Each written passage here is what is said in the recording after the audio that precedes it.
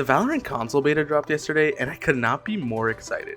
I have been testing different sensitivities for the past 2 days and I have come across a breakthrough that you are seeing on screen right now, and I genuinely can't wait to share with you guys, so let's get right into everything you need, starting with the basic general settings. For the map, I have rotate with player on and keep player centered, and I mess with the size and zoom as such. This is all just personal preference. Everything else is the same, but for other, I have this purple enemy highlight color on, again as preference. Let's move on to the controls. For the buttons, I keep everything the same, but I actually map my left bumper on my controller settings to A, which means that my left bumper acts as the A button, making me jump. I thankfully have 2 paddles on my controller, with the left paddle acting as the left bumper for ability 1 and the right paddle acting as the right bumper for ability 2.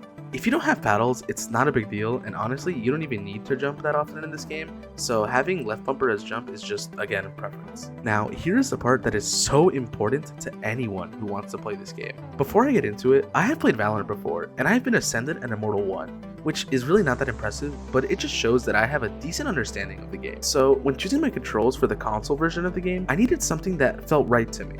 As I mentioned earlier, for 2 days, I couldn't find anything until I came up with this.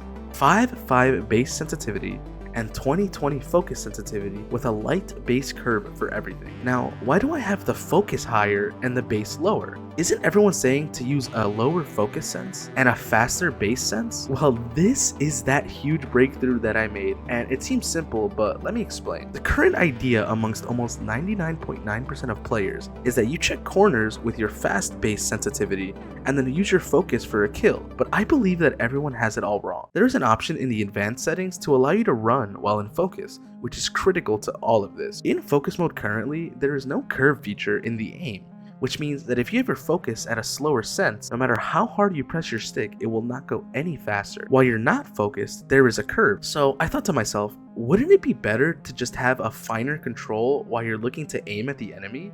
This is why the base sensitivity is actually slower. Since you can run while in focus mode, it has 0 effect while you clear corners or turn around fast, and you can activate and deactivate it whenever you want. I promise you guys, you need to try this. As you can see in these clips, it just feels amazing, and although it can be a little odd at first getting used to it, once you have it down, you just have such amazing control over your aim. And trust me, I've tried every type of curvature, and light is by far the best. Now let's move to something that is also very important, dead zones. I've actually made a video on this for a different game, Overwatch, and I'll let former Hcpeful explain it here.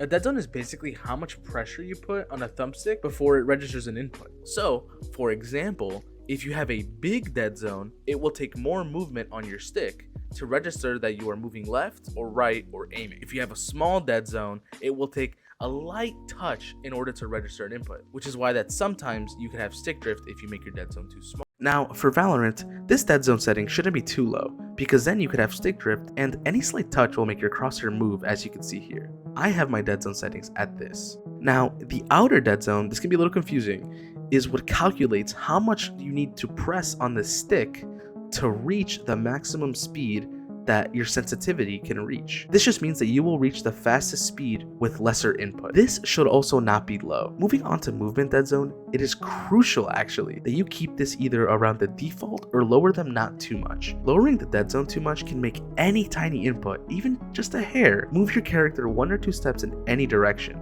And in a game like Valorant, an accidental step while running can give your position away to the enemy team. So it is crucial that you keep it relatively normal. Moving on to the advanced settings, I heavily recommend that you lower your trigger dead zones to the lowest, because this calculates how fast the game registers your input when you press the trigger. In a 1v1, you want the game to register your input as fast as possible, so having it at the lowest possible setting helps you do that. And the advanced settings is also where you find the option to disable the walking while in focus. For the crosshair, this is all just personal preference, but for now I have this pretty basic one with these settings on screen.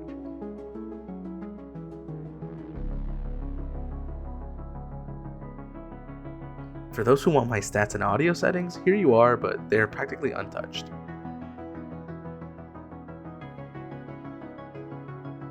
As I mentioned earlier, I am extremely excited to play this game and to create content to just show you guys. I genuinely can't wait to grind not only the current beta, but when it officially drops. And I love you all so much, and I'll see you on the next one.